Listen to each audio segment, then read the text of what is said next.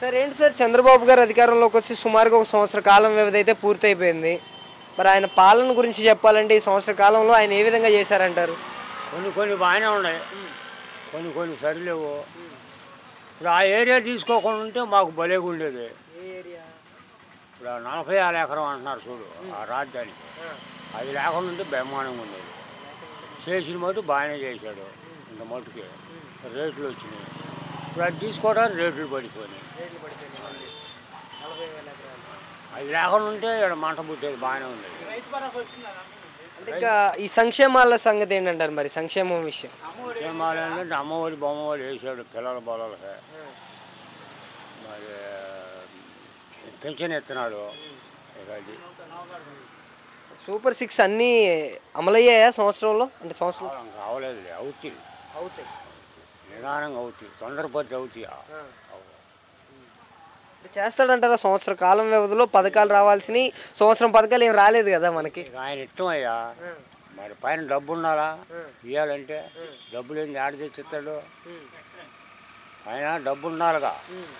ఇప్పుడు డబ్బులు ఏంది ఆడ తెచ్చిస్తాడు? ఇప్పుడు ఇవన్నీ ఈడ మరి కొన్ని కొన్ని చేస్తున్నాడు రాజధానిలో. ఈ పనులు అవ్వాలి, ఆ పనులు అవ్వాలంటే ఆడవుతాయి. ముందు రాజధాని అవ్వాలి మాకు ముఖ్యంగా. మరి ఒక రాజకీయ నేతకి ఎవరికైనా సరే రాష్ట్ర బడ్జెట్ ఎంత, రాష్ట్రం లో బడ్జెట్లో ఉందా అన్నీ తెలుస్తూ ఉంటాయి ఎలక్షన్ల ముందు. అది కాక ఈయన కొత్త ముఖ్యమంత్రి అయితే కాదు. మరి అన్నీ తెలుసు కూడా బాబు గారు హామీ ఎందుకు ఇచ్చి ఉంటారంటారు? ఎందుకంటే అది పిచ్చి, అది ఎర్రి. ఆ ఎర్రి మీద వేసారు వచ్చాడు. నిదానంగా చేస్తే చేయొచ్చు, లేకలేదు. అంటే ఇప్పుడు మనం ఒక హామీ ఇచ్చిన తర్వాత ప్రజలకు దాన్ని నిలబెట్టుకోవాలి కదా. పెట్టాలంటే వచ్చిందాక ఓ మాట చెబుతాను, వచ్చినా మీ మాట మీరు గొడవ అంటాడు. ఏమన్నాడా?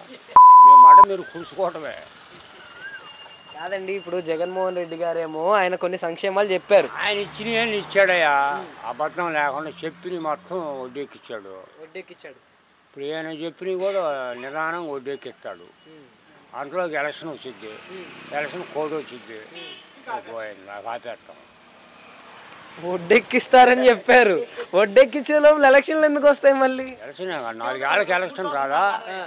7 అని జరుపులు పెడతామయ్యా. జరుపులు పెడితే తెల్లారితే రోజు వస్తుందిగా.